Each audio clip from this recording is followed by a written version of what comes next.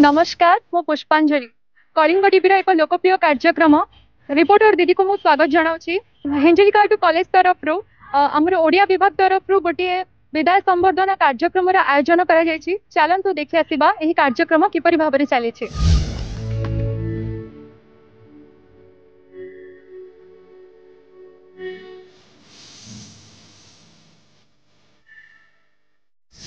College रे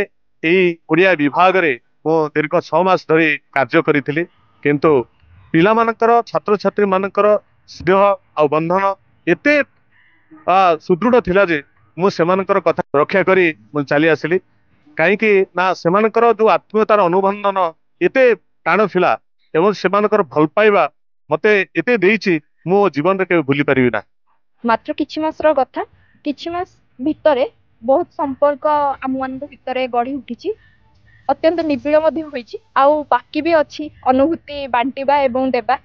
तथापि बहुत सुंदर ए परिवेश सुंदर अनुभूति जेतिक दिन भी बितेजु भलरे आज आम से किसी स्मरणीय मुहूर्त को मन पकाई एवं सबुदिन में से आमर चिर नमस्य होइके आमर हृदय रही संगीत सांस्कृतिक कार्यक्रम तत्सहित आमर सार मैडम बहुत तुमको सहयोग करते बहुत खुशी अच्छे।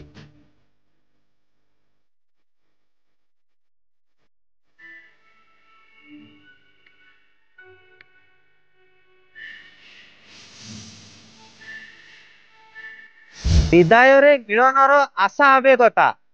विरहरे प्रणयर पुष्प विकसिता से विदायटा गोटे आगामी उन्नतिर गोटे पंथा सृष्टि करुचे तेणुक आम विदायटा को गोटे संवर्धना उत्सव रे परिणत करी आम पिला उन्नतिर पथरे अग्रसर हेबे सही सूचना आम दौचे आमको छाड़ी चली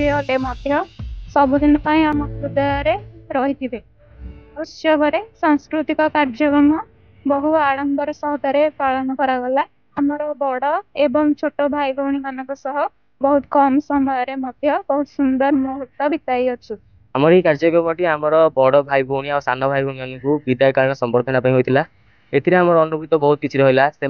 सहित आम बहुत कम टाइम मिशीचु कम समय माने अतिबाहित करूँ तथापि से मन भर गोटे जगह टीमती तो से विदाय दे आम निजक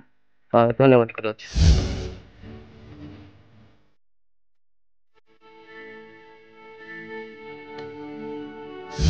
विदाय एक दारुण शब्द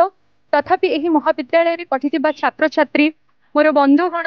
एवं अध्यापिका अध्यापकों किसी स्मृति और अनुभूति गोटे आखिरी देछि लुह तो आउ गोटे आखिरी देछि मुठाए आनंद। कलिंग टीवी मते गोटे दिन रिपोर्टिंग करिवार सुजोग देथिबारु मुही कलिंग टीवी परिवार को धन्यवाद जनाउछि। हिंजिलिकाटूरु रिपोर्टर पवित्र पात्रंक सह मु पुष्पांजलि महाराणा रिपोर्टर दीदी।